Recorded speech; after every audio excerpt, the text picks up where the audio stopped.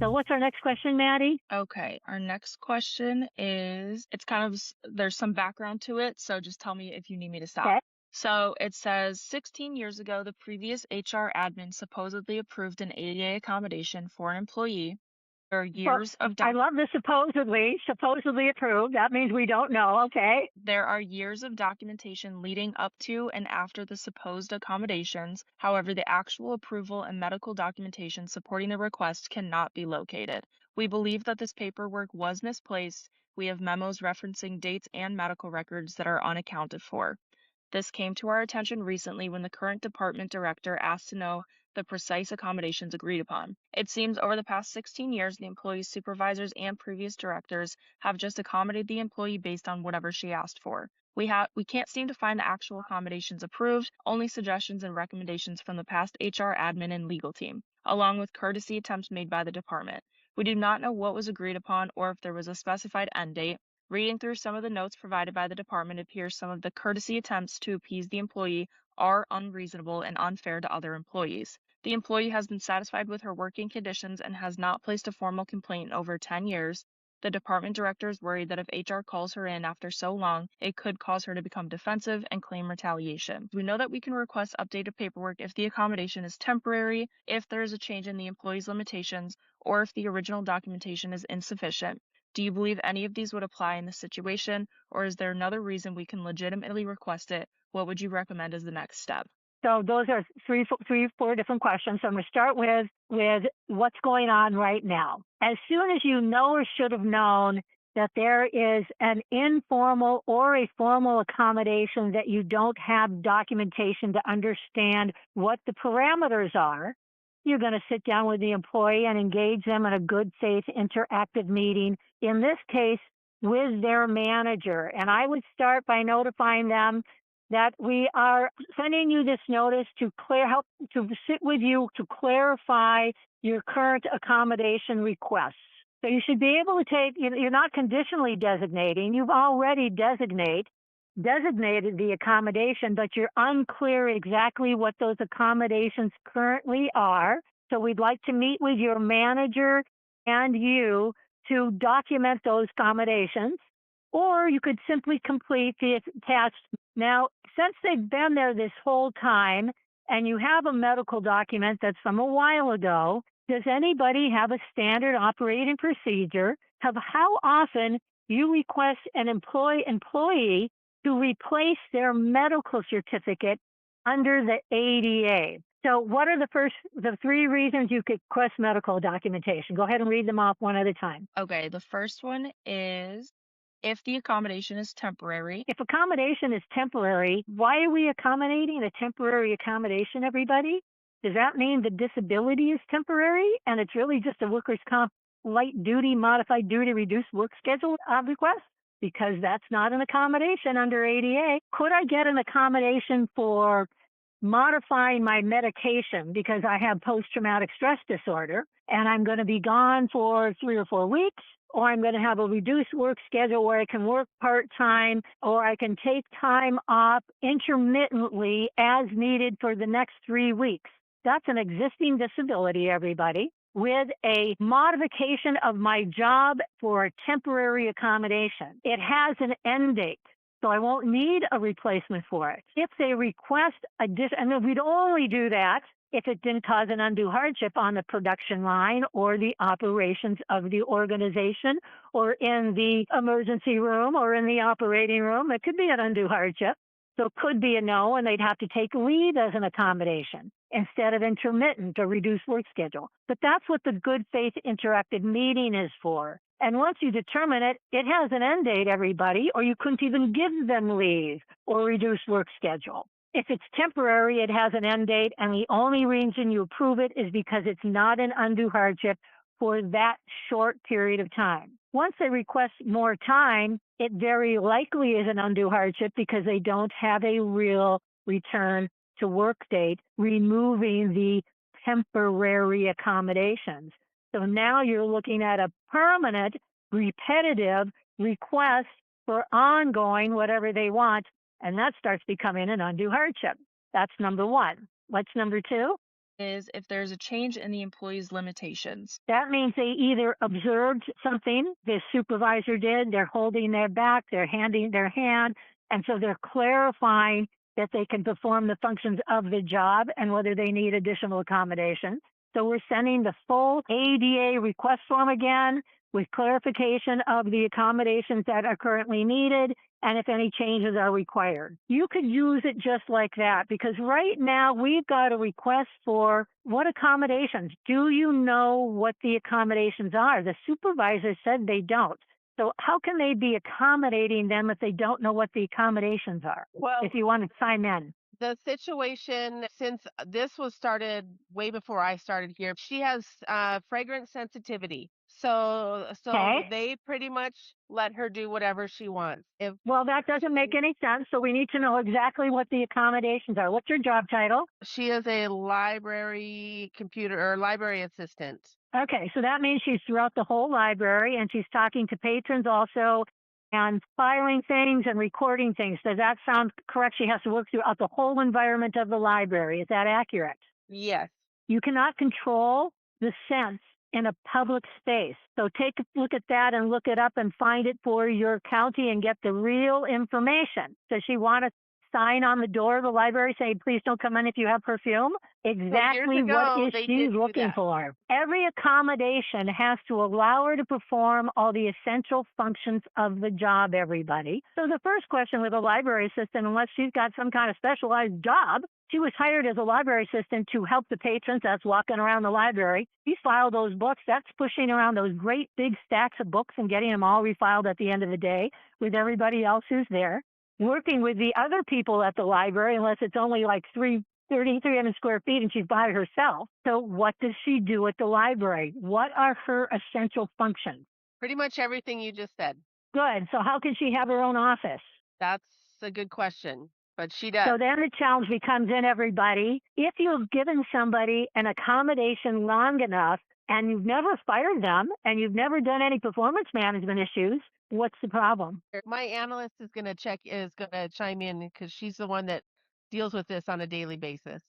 Hi, Beth. Okay, This so is the Beth. first question is, what are the accommodations she's requesting, and does anybody really know exactly what they are? She requests new accommodations every week, and like Jill had mentioned, Perfect. Every time she requests a new accommodation, you get to engage in a good faith interactive meeting and get a new medical certificate. That's the number director one. doesn't know if they were previously approved or not. That's irrelevant because nobody has a record of it. And whatever you've been doing for her for a long time. So somebody knows what the accommodations are right now, whether they've been approved or not. They're informally being provided or formally being provided because they've been provided for so long. Here's an example. When you've got a sheriff officer, this is a real case. I think it was a sheriff officer that was being accommodated with a desk job for 15 years with light duty. And then he wanted that as his permanent job. And the concept was, well, if you've been accommodating him for that long and he's never had a problem doing his job, why is it a problem now? So we now have to figure out what functions of her job hasn't she been doing because of the accommodation, and what is the exact accommodation, and how does that accommodation impact her ability to perform the function of the job, function A, function 6, function 3, in what way? And does it then not meet the performance requirement? That's how we do a good faith interactive meeting, is we have the employee sit down with us with the supervisor right away, because you need the supervisor to document what she thinks she's doing. So right now, what exactly do you think she's getting accommodated with? It can't be her own office if she has to be out on the floor. Why would she need her own office? What is she using it for? To be able to have distance when she needs to be away No, from no. What function of her job is she doing in her own office? paperwork. ADA is focused on job functions. Well, what paperwork can be done in your office by yourself? How much is there? How many hours a day of paperwork is there? That would be what we have to analyze in the job to determine whether it's unreasonable for her to request to be in an office more than 2 or 3 hours a day because there's not that much paperwork for her to do. So we start by what the job function is and then what accommodation she's asking for. And then we say, well, why would that accommodation be reasonable? Your job is supposed to be out there talking to patrons, folks. We don't have more than a couple hours of paperwork. You can only be in the office for 2 hours. And if you need to be in the office intermittently for 4 to 5 hours a day, walking away from patrons in the library when there's nobody else to help them, I'm thinking that's all an undue hardship. So what happens if we determine that it is an undue hardship and then we try to revoke this unsaid accommodation that she's been given the past 16 years? What are the legal ramifications of that? Well, you call me to make sure your documentation is pristine, because what you're doing is, number one, what are these accommodations that she's asked for? And we know she wants an office periodically to get rid of the smells when they get overwhelming. And do we have a record of how often she's using that office? That would be the next question you need to document, and start documenting immediately. Every time she asks for it, every time she goes in there, how long she stays and when she comes out, so you can determine the workflow of the organization to meet the job functions. Then what's the next thing that she's asking for in terms of an accommodation? If she's asking for them every week, it's because nobody's challenging her. And we're going to very, very nicely ask her for some help to understand what she needs. So what else does she need besides your own office? She also has requested that, and this has been allowed for the last 16 years as well, that in the event that if she has a flare-up due to her disability, that she is allowed to leave, but then she is allowed to flex her hours on her days off, whereas the other employees are told that they have to use sick time instead. So she's requesting a policy change. It is valid under the American with Disabilities Act to request a policy change. The only reason you would not modify a policy is if it impacts the other employees, not because they're pissed because they don't get it too, but because it impacts their ability to do their work. So if she was modifying her hours on whatever format she's trying to talk about, and it impacts other people having to work overtime or modify their work schedule, and that's unreasonable or difficult to do because she's walking out of the library and there's nobody there to help the patron, for example. And again, you're documenting what's happening real time now. Every day it happens, you're documenting it all, so you've got a record of what she's doing real time. And if it doesn't impact anybody, why wouldn't you modify the policy? But only you know why it's unreasonable and an undue hardship for her to request that. It doesn't matter what everybody else gets. If she gets the same amount of hours, but she's just utilizing them a little differently, and it doesn't cause an undue hardship, why wouldn't you do that, would be the question. So what we're talking about now is somebody who's gotten used to taking advantage of the organization because we didn't have a good analyst hitting every T and dotting every I. And please do not beat yourself up over this stuff, you guys. It's very complex. And some of this stuff was just grandfathered in because nobody quite knew what to do, including the attorneys you work with, for God's sakes. So now we've got to clean up what's going on. And the question is, and this is what you need to ask her, we're going to send you a document. I'd bring her into the office.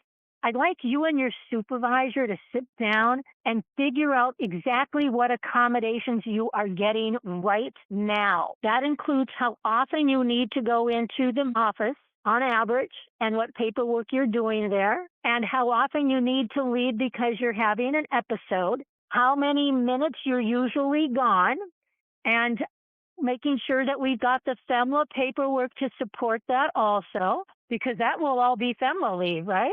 Yeah. Right? Yep. And she's going to be using all of that first for those time offs. And it's mandatory. You're giving her that time when she has to walk out that door, but only because she provided you a medical certificate that says she needs to have that. So start with FMLA.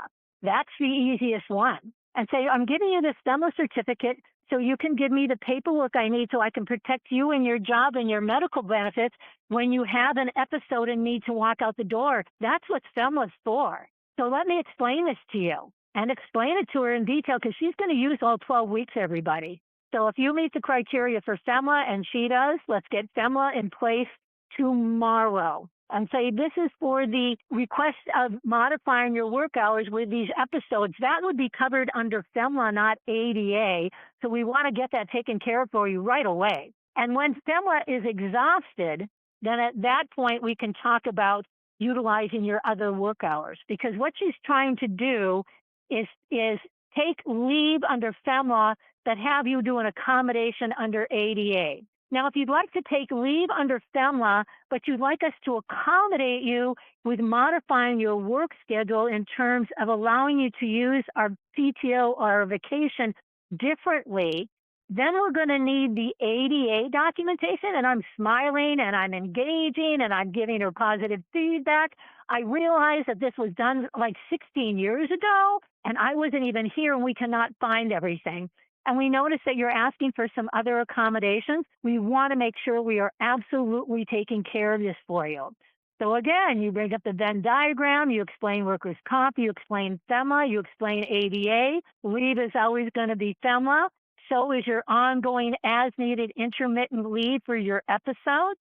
But if you want to ask us to modify a policy for us, you're going to have to fill out this ADA document on top of the FEMLA document, because we don't modify policies under FEMLA. So then she fills out the FEMLA document and she still wants this ADA thing. You're starting the good faith meeting already because you asked her to sit down and give you a list of everything she wants that's not leave. And now you're saying, now, if you want to try and get this accommodation with the policy, this is how you'd fill out the form. And then your doctor will need to confirm for us how often, how regularly, and if this is episodic, continually with no end date. Now, when they fill that out, Jill, and you've got the information about the ongoing as-needed intermittent leave with no end date, and you are not going to, or you'll accommodate that during FEMLA only. And then when FEMLA is over, because you're acting in good faith, and we always love to act in good faith if we can, and it doesn't really impact anybody else, except for they're a little pissed off. Now, what we want to do is we want to cross the T's and dot the I's, but we need to explain to her that what's been going on has not been formally approved under the ADA, and it's come to our attention that things are getting unknown, and we need to start nailing the jello to the wall so we can protect her and make sure she's getting the reasonable accommodations that we're able to provide, and we know what parts of her job she can't perform. And what you do then literally is you sit down, the two of you, if you can, with the supervisor, and take the job description and go through every job function and ask the supervisor, what parts of these jobs is she doing? How is she getting it done? Oh, she's going into the office and spending half a day there. What part of the job isn't she doing? What kind of leave is she taking? What kind of breaks are she taking? I don't know if she's salaried or salaried exempt or hourly. Are they keeping track of every single minute she walks out the door? And do you keep track by the minute or by the hour? How do you keep track of your intermittent leave? Because remember, if you have a minimum amount of time that people have to take their leave, meaning PTO, sick, or vacation, and you round up to that, you can require her to take an hour every time she wants an intermittent break. That's for everybody in every job position, by the way. And it starts with really being positive, engaging, letting her know that you've gotten training with a new consultant and they've shown us this Venn diagram, and you can see that she's got a couple of different benefits that you really want to make sure she gets access to. Totally explain the FMLA because she's going to exhaust every single hour of it, and you want her to. Because until she exhausts ongoing as needed intermittent leave to walk out of the library because there's no paperwork for her to do in the office, and she's getting impacted, so she's got to leave because she's going to have a serious medical issue if she stays, and there's no work to do in the office, she's going home. If she has an episode, she's going home. So all of those will be added up as FMLA time. And once you get to 12 weeks, 40 times 12 is 480 hours intermittently. Now you're having a good faith interactive meeting with her about whether it's reasonable for her to keep working, not full time, and taking up to 3 months off every 6 months for intermittent leave, getting a full-time wage. And of course, you can reduce their work schedule under, you can reduce their wages under FMLA, and you have no requirement under FMLA to allow her to make that time up, unless you have a make-up time policy. And from what I understand, You do not. So she's asking you to create a makeup time policy, one that allows her to either change her work hours by modifying the work hours or modifying the work days. That's makeup time. And you don't have to give that to anybody if you don't want to. And you can say no under ADA if it's an undue hardship, but you have to document accommodation request by job function it's impacting and why the impact would be an undue hardship. She's not available to manage the patrons. She has an episode and she walks away and there's nobody else in the place. She's spending half a day in the office and there's only an average of 2 hours of paperwork, so we don't know what she's doing in there. She's not available to stack the books and push them down the stack because she said she gets impacted by the hairspray of the other people. You are not required in the United States to create a fragrance-free environment. And I know that's a lot of information, but the procedure never changes. Question for you. The library has found out that the library has actually told all the employees, and this has been ongoing for years, that they're not allowed to wear fragrances. They're not allowed to use hand lotions. They're not allowed to use certain chemicals. All the employees have been instructed to do this. That way, if she is in a situation where a patron upsets this allergy, as she calls it, she could go to the back room and do tasks, not just the office, but the back room. This is the important part. We do not look at ADA to meet the needs of the employee, everybody. The employee, first of all, has to put in writing they have a disability, and we want it from a medical provider, and it's filled out on our document, and it tells us exactly function by function. How does a disability impact their ability to do their job? Let's just step ahead a little bit. Forget about what she thinks. Is the doctor going to put on a piece of paper? She can't be in an open environment that allows patrons from the outside to walk in with any kind of fragrances on. She's going to be impacted. Okay. Can you control that? No. Sounds like an undue hardship to me. That's where I'd be starting. I'm expecting something from a doctor that, first of all, tells me she's got a disability. Second of all, tells me how the disability impacts her ability to be a library assistant who has to work with patrons, help them find things in the stacks, answer their questions and research in an open environment with up to 20 to 60 people at any given time. Come up with a number and really be specific about it. Because if the doctor says she can't do that, she has to be able to walk away at any given time, then the question is, do you have enough staff for a library member to walk away at any given time for every shift? Yes, they've been doing it for 16 years. You have enough? Well, I don't know what happened 16 years ago. I'm talking about today. Today is today. It doesn't matter what happened last year. Doing that for her. Well, no. Have you hired extra people because she's not performing functions of her job? Yes. So you have too many employees. So that means you need to terminate somebody. Agreed. So if you're going to do a RIF, how do you do your RIF? Now you're in a RIF situation. So in a RIF situation, you have to look at every member of the staff, what their job functions are, who you need in those functions. Then you might have a RIF scenario where seniority is first. She's been there 16 years. She's probably going to meet that criteria. Next thing is cross-functional job if you need that because you're a smaller environment now. And the next thing is, can they perform all the functions of the job at a meet expectations level? And I don't think anybody ever did that assessment.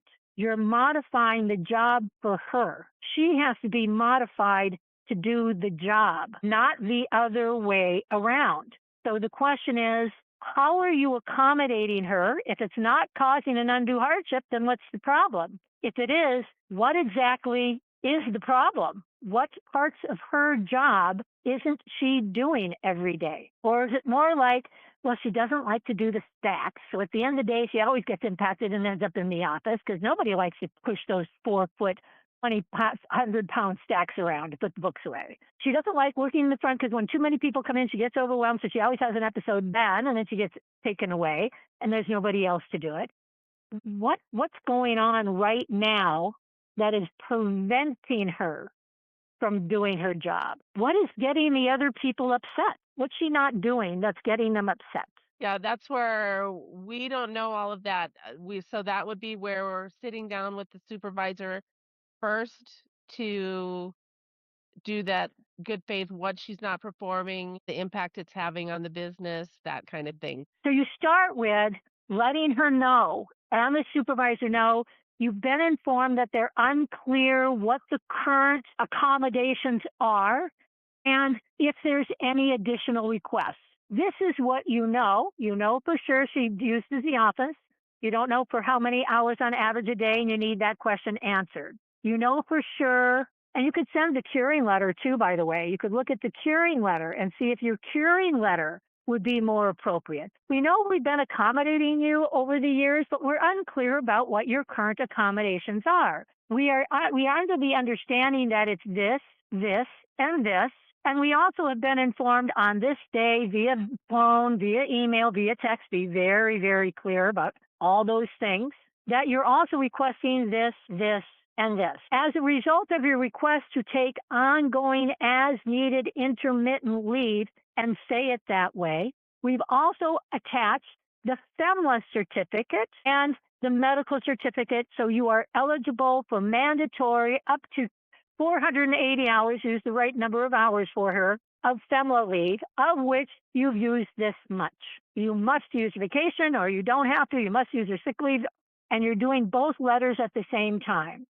Okay, we'd like to meet with you and your supervisor on this date just to confirm what the current accommodations are and what the new ones are requested, so we are all on the same page. That's what I do, number one. And I'd get a meeting in the next 2 weeks so the supervisor can spend some time thinking about it by herself.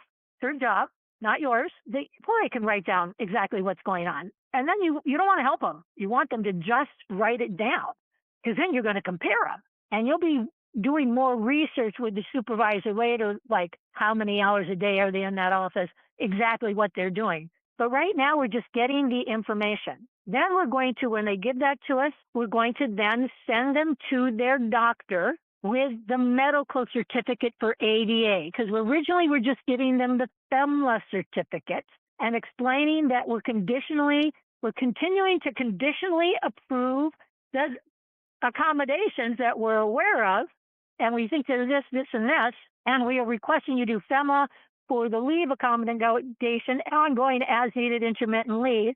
And we're going to want to meet with you in 2 weeks or in a week to confirm what the two of you are saying those are. No doctors yet. And please, if you can get us the medical certificate for FMLA, that would be helpful. So they may blow up because you're asking for the FMLA medical certificate. Just don't say anything. You're going to meet with them in a week. In a week, when they tell you what these accommodation requests are, now you're getting them the ADA conditional accommodation document that says we are doing the following. You get to go to your office. You get to walk away from the people and go in the back room. We are conditionally designating the FMLA for the ongoing as needed intermittent leave when you need to walk out the door. We're going to need this medical certificate for our good, safe, interactive meeting in another 2 weeks. So far, they're getting 3 weeks, so they're getting plenty of time. You're not throwing this at her and being demanding. You're trying to be nice and collaborative. And then during the good faith meeting, that's when you're sitting down just with her, not the supervisor, just with her. Because now you know how many hours a day she's in the office, and that the supervisor says she's making up work for her. So when you're sitting down with the employee during the good faith interactive meeting, you're going through the first request. Ability to walk into the office when she feels somebody has something on that might impact her to prevent an episode. Got it. But it appears that you're going into the office this many hours, and that from what we understand, there's only this that you're doing. Can you tell me what else you're doing in the office? Why don't you keep a record of it for the next week or two? And I'm going to ask you to take this with your doctor to figure out if this is what's valid for you and what they're expecting you to need when people come out of the public environment we have no control over, and they may have a fragrance that impacts you. So then you're keeping track of how many times she's actually walking out the door. And somebody should have a record of that already. So you want to have that ready for the undue hardship good faith meeting. Because what you're doing with the undue hardship meeting is you're verifying, number one, I've got a medical certificate. That this gal has a disability. Her doctor said she does. Okay. And the doctor listed the accommodations the employee is requesting. Doctor signed off on her needing those exact accommodations. Until you have a medical certificate that has the exact accommodations that the employee is asking for on it, it's a conditional request. They must provide that certificate. So that's when you're getting that certificate. And now you're sitting down with them and saying, well, your doctor says that it looks like you're going to need to have an episode 1 to 3 times a week and be gone 2 to 3 hours each time. Now, once FMLA is over, that's going to be an undue hardship. But you're not going to talk to her about it until FMLA is over. Instead, you're going to say, this will be managed under FMLA because it mandatorily protects your job 480 hours. It doesn't deal with how you get paid. If you want to request for the accommodation under the policy manual, we'll have to address that separately, and I will talk to the supervisor and I will take a look at the schedules and see how that might impact, and we'll talk to you about it in 2 weeks. And then you go and do all that research for it. So what other accommodation besides walking out the door, ongoing as an intermittent leave under FMLA, and or walking into the back room until there's not enough paperwork to do, is she getting? She is allowed to utilize, she doesn't walk out very often. She is allowed to use her office when her episodes come on to go in there and wait for them to pass, and then she will go back to work again. That was the purpose. Every time she does that, that is a FMLA intermittent leave, and you keep track of your leave in increments of 1 hour or half days or full days. She has to take a full hour off every time she walks out of the library. So how do you keep track of your leaves? Is it by the minute? By the hour. Okay, so that means she has to take an hour every time she walks away. And she doesn't get an office. There is an office for everybody to use. I don't know why she has an office unless she's a manager. There's a space like lactation that she can use. It's a lactation office, lay down, everybody take a break space. It's not her space. It's a space for everybody because she doesn't get impacted by the other employees, right? The space needs to be scent free. That's why it was designated to her only. But the whole library is scent free. Just the back room. Okay, which is so from very now on, large. she's walking out the door. She's walking out the door and going into her car because she's leaving work. No. She's on a break. So does she get her own break room? Are you guys going to give her own break room? You got plenty of room. It's not a problem. No, that is a huge problem. She can't utilize the break room because of the smell, so she'll even eat lunch in the Right, office. right. So you're giving her her own break room. Yeah. Right. So call it a break room, not an office. Call it a break room. It's not her office. It's a break room. The smallest space that is reasonable for her to just be sitting there because she's on a break. She's not doing any work. She's walking away from her job. Now, unless your supervisor can tell you that every time she does this, she gets a whole hell of a lot of work done. She's doing all sorts of productive stuff when she walks away. That's what we're looking for. Okay. Do you think that's true? That she's doing all sorts of productive. My thought is no. She's probably in there on her phone. Okay. So what we've got is an employee who is running the library right now, and she's doing what she wants. And so your job is to nail the jello to the wall, which is if there is work for her to do when she has an episode, maybe you have a pile of work that is work for the day or work for the week that she can always pick up and go do. And it's segregated by the supervisor. The supervisor is clearly saying, this is real work and this is how long it should take. And they're keeping track of the time they're spending on it and the time they're spending in the office to verify that they're actually productive. That's number one. Get that done right away. And if she's not doing real work, and that means she has to check with her supervisor, verify the work she's going to be doing, or it's already in the office waiting for her and she signs in when she starts doing it and signs out when she stops doing it. Otherwise, she's on a break, unpaid, unless the first 10 minutes are the first break of the day. Are you still with me? Yep. Okay, now this is very deliberate. It's very formal because we're required to do that under the American with Disabilities Act. So we're going to be documenting everything that we need to do for you. So she's taking breaks as needed, and then she's walking out the door periodically when she has an episode. What else is she doing? She wears a mask to help to kind of prevent her flare-ups and reduce smells. We have a city function where it is a paid city function where everybody could come and eat. She has requested that she could take her food and not join the event because she cannot remove her mask around people to eat. How can she be at a state city function and not have people with stuff on it?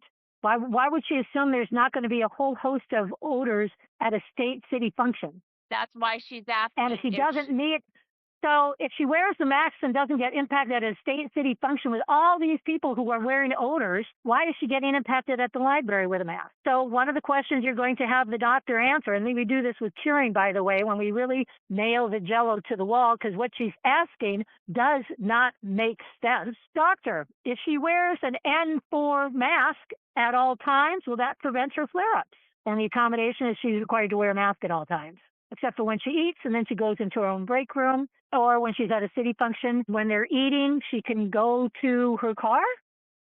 How does she get the food? She gets the food with a mask on, but she's not going to have an episode. And at some point, you guys even put something on a public building to have people not wear odors. And I'd take a look at it, because my guess is you can't require the staff to be fragrance-free. You can have them be appropriate, but, soaps and hairsprays and shampoos, nobody in that office is fragrance-free. So what you're doing is documenting it enough so you can see whether there are repetitive events, if there's a pattern of behavior showing up. She's taking Friday or Mondays when she's working with a certain person, when she's asked to do something specific, when there's more people in the library. So those are the things you pay attention to, because she's going to have 480 hours of ongoing, as needed, intermittent leave every time she has a flare-up. And there's no paperwork for her to do that somebody can confirm she actually produced something with. We have our work cut out for us on this one. Yeah, but it's going to be great, because by the time you get done, you're going through all of those motions, and it will just pull out the checklist. Behind every one of those icons is a checklist, and find the checklist that works the best for you, and then start modifying it based on the way you manage this gal. Because literally, you are going to say, you've just done training with a consultant who specializes in this. We are formalizing all of our accommodations. Is there anybody else who's being accommodated? Yes. But that's good. We Do have hers followed too? our process with that. We have. Okay, so then you can verify that we audited that, and we have so audit them all. So we did an audit of all of our accommodations after this meeting to make sure we managed FMLA, ADA, and workers' comp correctly without pregnancy. And we looked at this person, check, check, check. We looked at this person, check, check, check. And then we looked at you and realized we didn't have this and this. And so we're following through to make sure that we have everything in order and you're being protected the way you should. That's how I'd approach it. Perfect. And then by the time you're done, you'll have all your checklists and your procedure down. And this gal's going to start getting antsy because she's being held accountable. But the key is that it's all objective, observable data. You're not making anything up. You're just documenting it for the first time because your supervisor informed you they were confused. So have your supervisor put their request in writing and clarify what they believe is accurate and what they're confused about, because that's your catalyst to engage her again. Perfect. Very, very good question. All right, thanks, everybody.